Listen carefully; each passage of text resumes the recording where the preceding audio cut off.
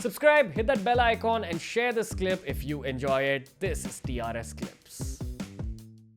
So, rural India. What does urban India need to understand about rural India? Because this was sort of a part of my education once we began Hindi content. Because again, being a content creator, it gives you a map of what's happening with your audience. You understand numbers, you understand topics, you understand interests, demographics, etc. What does urban India need to understand about the power of rural India? Because the rest of the world is looking at rural India and saying that's a massive population, there's opportunity there. And urban India is looking at rural India and saying, oh, okay, cool, but I want to go there. Like, I want to go to America. I want to go study. I want to leave the country.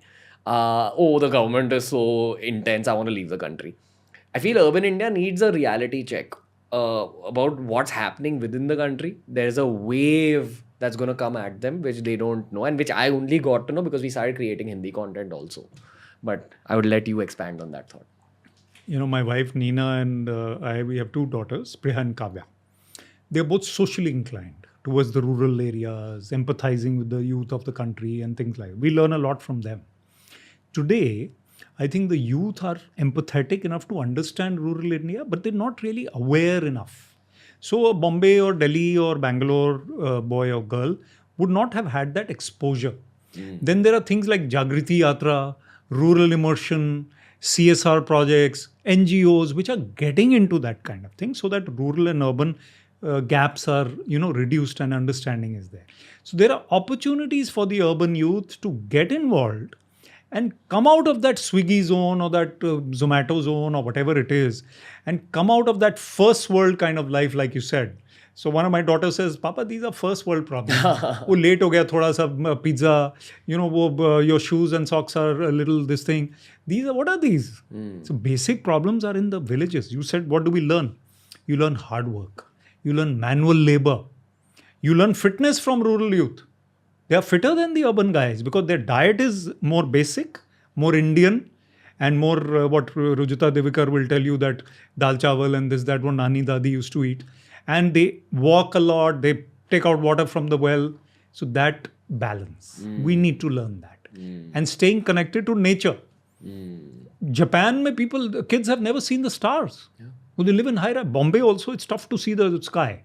So we need to get these youth closer to nature and then they'll balance out. There's no harm in being urban, but at least we need to be aware of rural life. Yeah, I also think that there's going to be a lot of businesses that will now start sprouting out of rural India. Yeah. That's my opinion as an entrepreneur because we obviously see opportunity there, make products for rural India. But what if rural India starts making products for rural India? They'll make better businesses. They just need to have, honestly, inclination. I feel even investment is available nowadays. But rural kids need to just have that drive to create something. Hindi is the same thing. Whenever you make a podcast in Hindi, the rural youth will watch it and you'll be more influencer there. I know of a couple of UP or Haryana-based influencers whose very rustic shows are doing very, very well because they are providing that kind of service in a way. Entertainment, influence, inspiration, and doing a job which only they can do.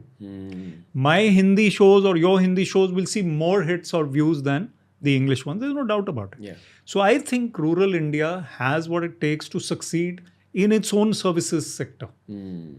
A rural youth who services the rural youth will do very well in any business or entrepreneurship.